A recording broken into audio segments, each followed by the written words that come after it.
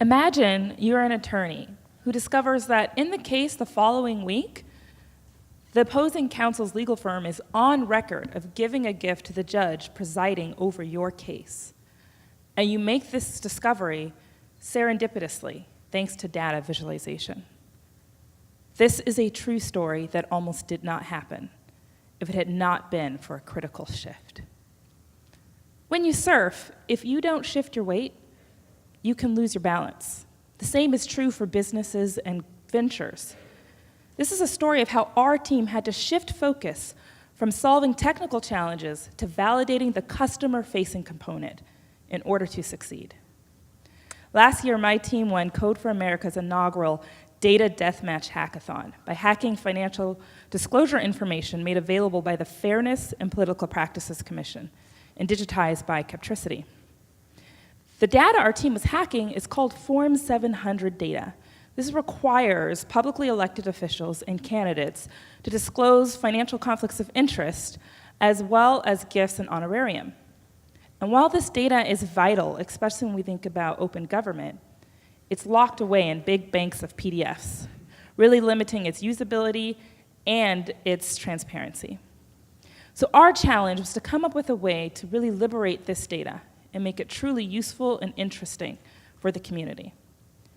We had a design challenge as well. How were we going to display this information? How are we going to get this data to open up and present the stories in the most simple and elegant fashion? The answer is data visualization. But which kind? And how are we going to tackle this large data set that required a lot of work before it was usable, interpretable, or understandable? This was the puzzle we had to solve.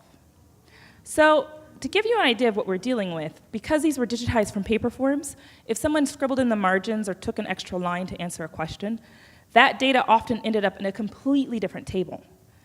This data was so difficult to tame that at one point it took 4 out of our 6-person team solely dedicated to cleaning, auditing, and structuring the data.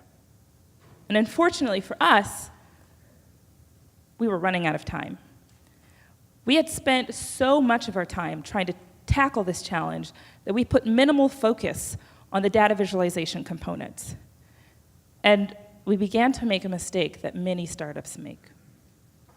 We were prioritizing what we could do over what we needed to do. We had settled for weighted word clouds and leaderboards because that's what we could execute, instead of what would be the best fit. I knew we needed New York Times-worthy data visualization.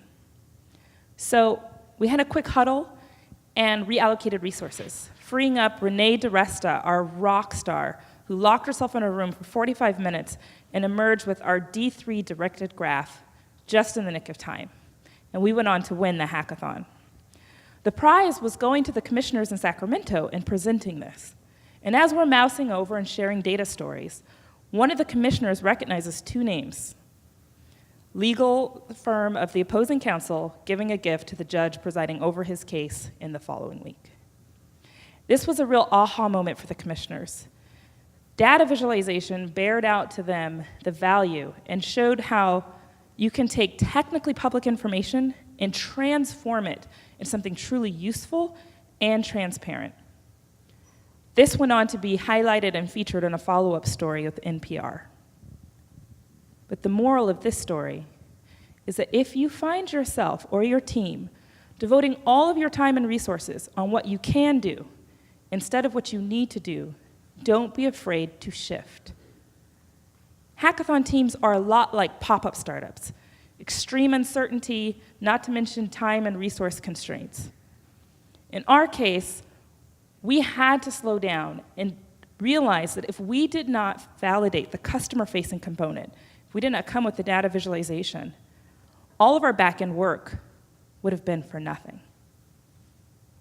So remember, if you find yourself in the same situation that we did, don't lose your balance. Shift.